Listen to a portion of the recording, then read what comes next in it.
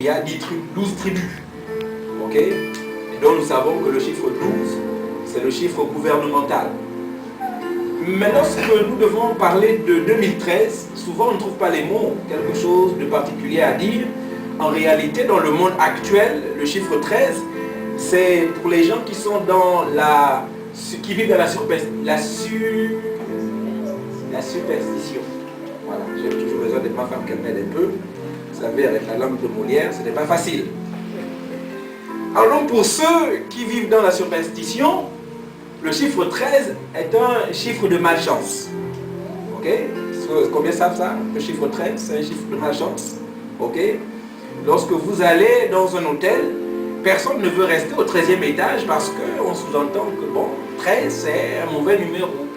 Et même si on vous donne une chambre au 11e, au 4e, au 5e étage, dès que c'est le numéro 13, les superstitions commencent à avoir un peu une certaine crainte. Parce que on est rentré ou encore on a inculqué l'idée comme quoi le chiffre 13 est un mauvais chiffre, est un chiffre diabolique de malchance. Mais je voudrais vous montrer une autre phase du chiffre 13 aujourd'hui.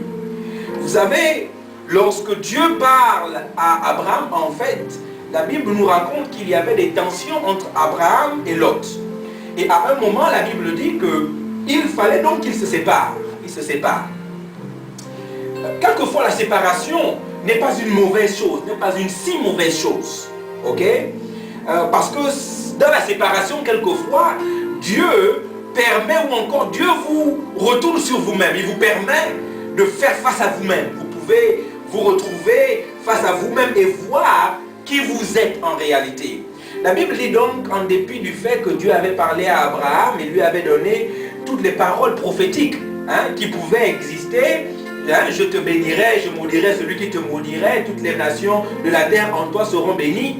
Mais quand il y a eu cette séparation, la Bible dit que dans le livre de Nombres, chapitre 13, que Abraham, à un moment, était assis, ne savait pas quoi faire, il ne savait pas où est-ce qu'il fallait aller. Abraham avait oublié toutes les promesses que Dieu lui avait dites, toutes les promesses que Dieu lui avait faites. Est-ce que il vous est déjà arrivé de vous retrouver dans une situation qui est tellement compliquée que vous avez oublié qui vous êtes, vous avez oublié les promesses, les choses que Dieu vous a dites? Est-ce qu'il vous est déjà arrivé de passer dans des moments difficiles et d'oublier toutes les paroles prophétiques que Dieu avait dites à votre sujet? Je voudrais vous dire que si ce n'est pas le cas, moi ça m'est arrivé. Ça m'est arrivé de me retrouver dans une situation où je me demandais par où je devais aller, j'avais besoin d'une direction, d'une information et j'avais oublié. Mais Dieu, que quelqu'un dise Dieu. Dieu est un bon Dieu. Écoutez, la Bible dit que l'Éternel, est-ce qu'on peut lire ce texte dans le livre de Nombres? Ça ne fait pas partie de mon serment, mais tant que faire se peut, puisque nous sommes dans Genèse, dans Nombre, c'est dans Nombre, c'est dans Genèse 13. Genèse chapitre 13.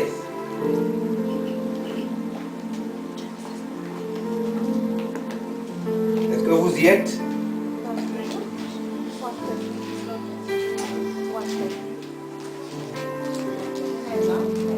Genèse chapitre 13. Je pense que c'est verset 14.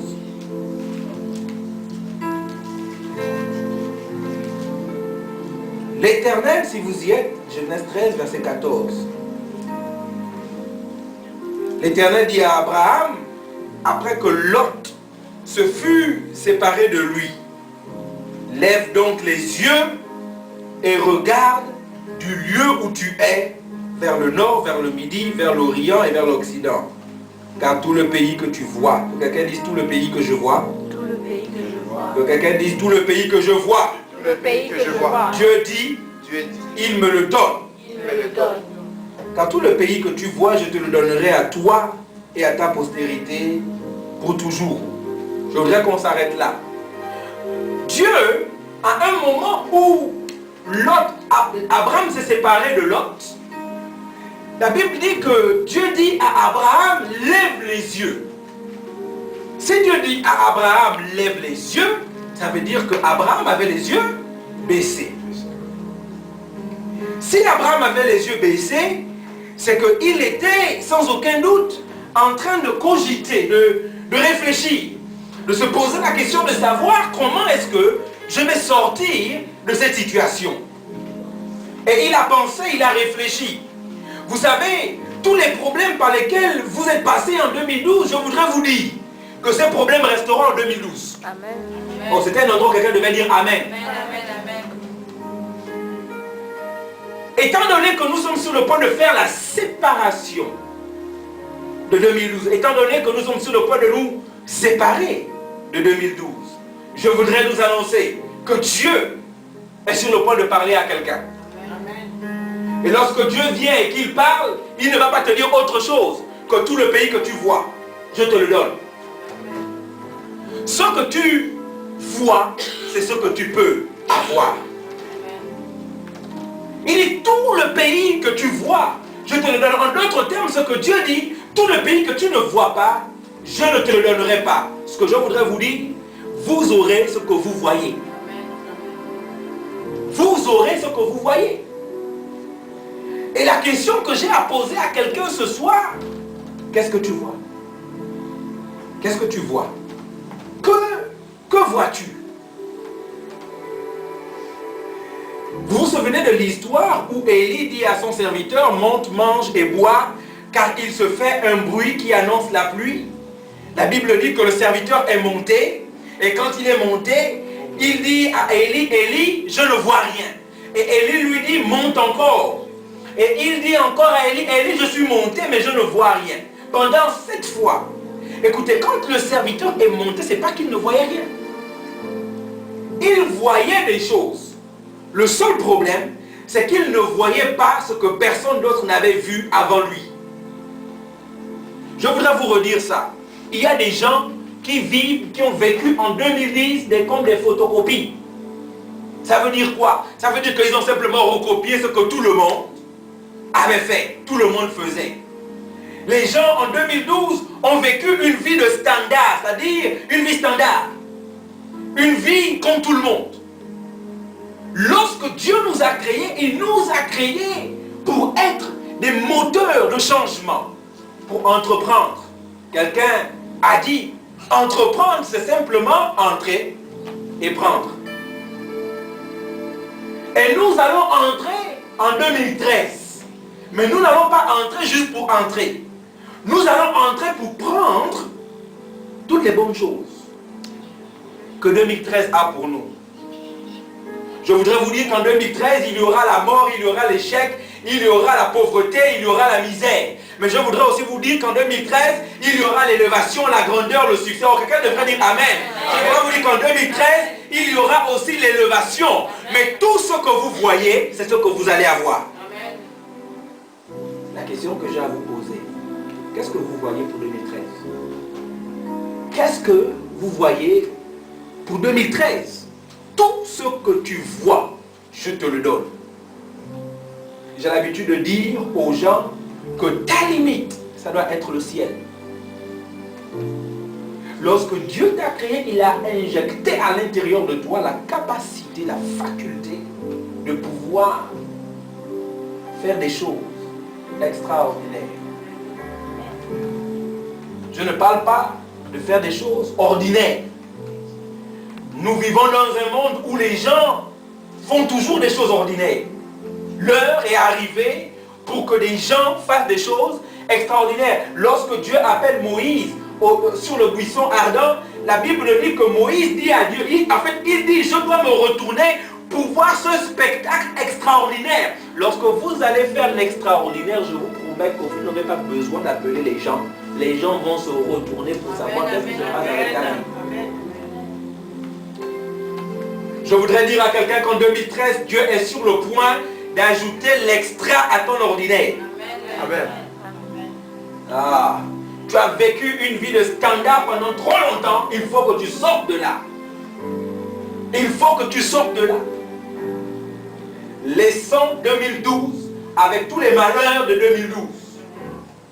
Laissons 2012 avec toutes les bonnes choses de 2012. Oh oui, le pasteur a dit, laissons 2012 avec toutes les bonnes choses. Il y a des gens qui mangent le pain du 1er janvier au 31 décembre. Ils ne sont pas fatigués de ça. La même chose. C'est pour ça, lorsque on apporte à certains le caviar, ils ne savent pas quoi faire. Parce qu'ils sont habitués à manger le pain. Je n'ai pas dit que le pain c'est une mauvaise chose. Le pain c'est une bonne chose. Mais à un moment, il faut laisser le pain qui est une bonne chose pour aller à quelque chose qui est beaucoup plus mieux.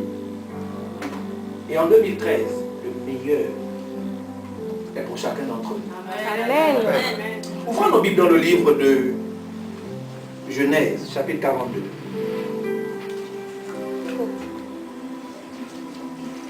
Genèse 42.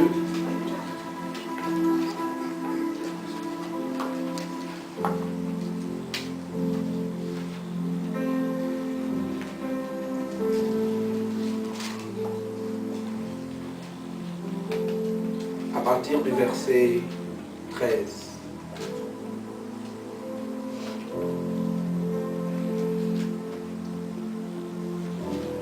Vous y êtes?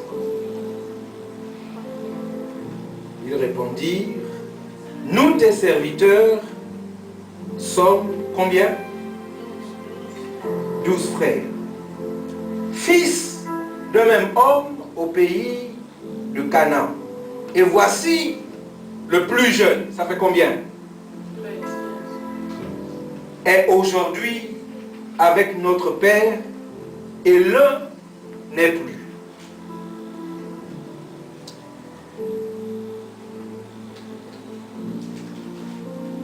C'est l'histoire de Joseph qui un jour dormait et a commencé à rêver. Et pendant qu'il rêvait, il a vu quelque chose d'extraordinaire. Il est allé rapporter à ses frères. Et ses frères lui ont dit que toi tu rêves un peu trop grand, donc tu veux